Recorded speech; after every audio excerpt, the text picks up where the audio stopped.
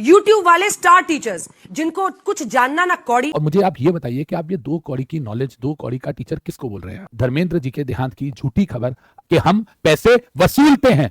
YouTube वाले star teachers जिनको कुछ जानना ना कौड़ी, कभी ब्लैक बोर्ड लेकर कुछ एक्सप्लेनर बनाते हैं, खाली व्यूज बटोरते हैं, उटपटांग ग्रैब्स लिखते हैं और उसके बाद से अपने आप को इतना महारथी समझने लगते हैं कि कुछ लोग उनको फॉलो करने लगते हैं उनके तमाशे की वजह से, और फिर वो जाकर जहां पर जो आता है वो बोलते हैं और उसके दम पर फिर वो पैसे वसूलते हैं। No controversy, just an ethical and genuine reply to a journalist Anjana Om Kashyap ji. आपने इस वीडियो में फ्लो में बोला कि कुछ स्टार एजुकेटर्स 2 कौड़ी की नॉलेज, आपने कहा आते हैं, कुछ भी एक्सप्लेनेटरी डायग्राम बनाते हैं, ऑडियंस को बेवकूफ बनाते हैं, व्यूज बटोर लेते हैं, कुछ चंद लोग इनको फॉलो करने लग जाते हैं और फिर ये पैसे वसूलते हैं। तो सबसे पहले तो मैं ये जानना चाहूंगा कि हमारे जो प्रधानमंत्री हैं उन्होंने मन की बात क्या शुरू की? हर इंसान अपने ही मन की बात किए जा रहा है यार। कभी आप कुछ बोल देते हैं। आज से 3 साल पहले जो कुमार विश्वास जी हैं, जो कवि हैं, उन्होंने कुछ सीएस को लेके बोल दिया था कि 500-500 रुपए में मोहर लगाते हैं। करेगा। मैं जिस कस्बे में रहता था, मुझे आज भी याद है, वहां एक कंपनी सेक्रेटरी सज्जन थे, सीए भी नहीं थे वो। उन्होंने गाजियाबाद के किसी सीए से मोहर लगवाने का काम ले रखा था। शायद हर वो जो फार्म 16 क्या मिलता है उस पर हर एक पर वो 500 रुपए शायद वहां जाते होंगे सीए साहब को। वो हमसे 2000 रुपए मेरे पिताजी से लेते थे और सबसे लेते थे। साल में एक बार भर जाते थे और बात खत्म हो जाती थी।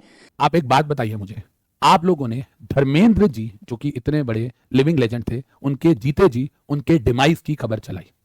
आप लोगों में से ही एक चैनल ने यह बताया कि CA, CS and CMA institutes के एग्जाम पेपर के लिए एक नई अथॉरिटी बन रही है। बिल्कुल, मैं तुमसे बताना चाहूँगा, सीए, कंपनी सेक्रेटरी और आईसीएमएआई के जो स्टूडेंट्स हैं या जो प्रोफेशनल्स हैं उनके लिए खबर है, क्योंकि एक नई अथॉरिटी यहाँ पे मिनिस्ट्री ऑफ कॉर्पोरेट अफेयर्स बनाने जा रही है। ये जो अथॉरिटी होगी वो आने वाले समय में जो आईसीएआई, आईसीएसआई और आईसीएमएआई के जो एग्जाम्स होंगे उस अथॉरिटी वो एग्जाम को कंडक्ट कराएगी। आप ये कहना चाह रहे हैं कि हम लोगों की कोई ऑथेंटिकेशन नहीं है। आप ये कहना चाह रहे हैं कि वो टीचर जिसको कोई नॉलेज नहीं है, मैम 24 साल हो गए हैं पढ़ाते हुए, 24 ईयर, एंड अगर मैं इन 24 सालों की बात करूं तो 1 लाख से ज्यादा बच्चों को पढ़ाया है, जिसमें 5000 से ज्यादा कंपनी सेक्रेटरीज बने हैं। उनमें से चाहे हल्दीराम ग्रुप हो, चाहे सुधीर पावर हो, चाहे डीएस ग्रुप हो, चाहे लुल्लू लेमन हो, चाहे गुरु एंड जना हो, चाहे किर्लोस्कर ग्रुप हो, चाहे कोल इंडिया हो, चाहे हम बात करें तो ईवाई हो, इस सब में वो लोग एक कॉर्पोरेट गवर्नेंस का कंप्लायंस ऑफिसर बनके कंपनी के साथ खड़े होते हैं। और मुझे आप ये बताइए कि आप ये 2 कौड़ी की नॉलेज, 2 कौड़ी का टीचर किसको बोल रहे हैं आप? हो सकता है कि आपने ये बात हमारे लिए जेनरिक ना बोली हो, लेकिन आपको स्पेसिफाई करना चाहिए।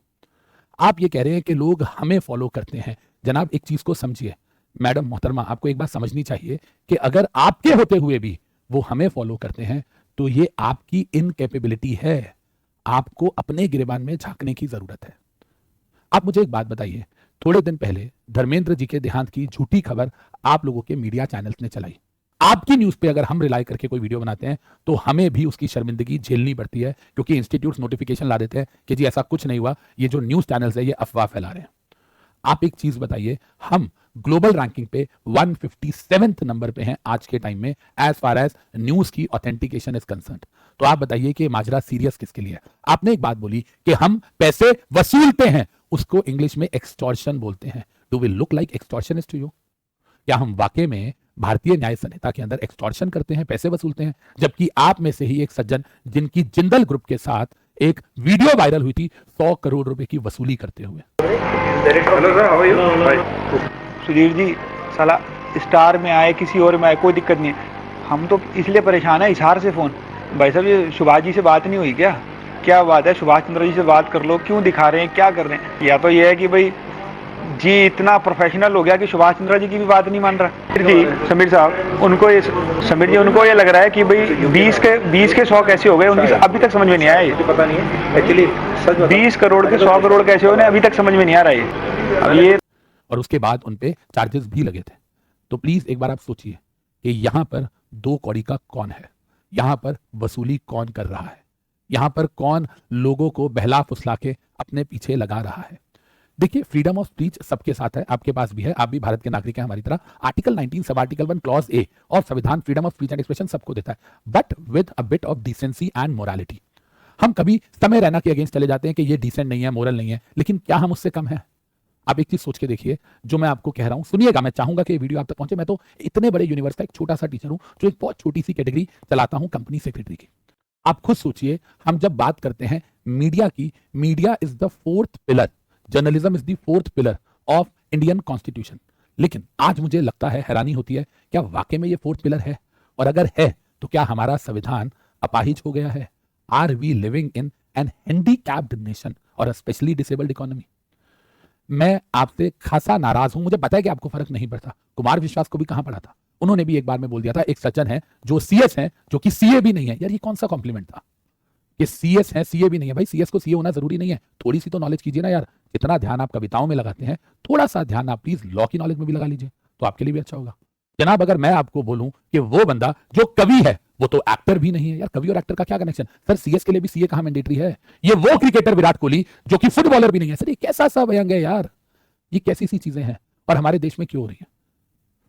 कभी सुप्रीम कोर्ट के जज आते हैं, चीफ जस्टिस, वो कॉकरोच बोल के निकल जाते हैं। तो मैं फिर से बोलूंगा कि मन की बात करने का राइट सबको है, right to freedom of speech and expression सबको है, लेकिन एक तरीका होता है बात करने का। इज्जत आज के टाइम में दोनों हाथों से दी जाती है। आप अगर मेरी रिस्पेक्ट करेंगे तो मैं भी आपकी रिस्पेक्ट करूंगा।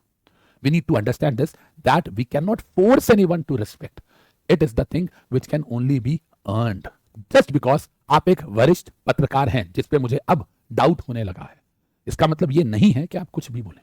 तो मैं आपसे ये चाहूंगा कि आप प्लीज, मुझे कोई अपॉलॉजी नहीं चाहिए आपसे, आपने जो बोला वो हीट ऑफ द मोमेंट में बोला, लेकिन प्लीज एक बार जो शब्द बोले वो वापस नहीं लिए जा सकते हैं। तो जो भी आपकी स्क्रिप्ट राइटिंग करते हैं, ये जो आप करते हैं ना रोज, जो डिबेट शुरू कर देते हैं, चिल्लाना शुरू कर देते हैं, इसको जर्नलिज्म नहीं बोलते हैं। We need to understand this. मैं आपको कुछ सिखा नहीं रहा, मैं सिर्फ आपको ये बताना चाह रहा हूं कि हमारे देश में जो लोग रोल मॉडल्स हैं, जैसे आप हो गए, जैसे मैंने कुमार विश्वास जी की बात की, जैसे चीफ जस्टिस साहब हो गए, हम सब रोल मॉडल्स हैं और हम सबको यूथ देखता है। तो मैं आपसे रिक्वेस्ट करूंगा कि प्लीज अगली बार थोड़ा सा सोच समझ के अपने शब्दों का प्रयोग करें। तो please, just because TRP is there, हम कुछ भी दिखा देंगे, ऐसा मत कीजिए। आप पे भारत विश्वास करता है। जय हिंद,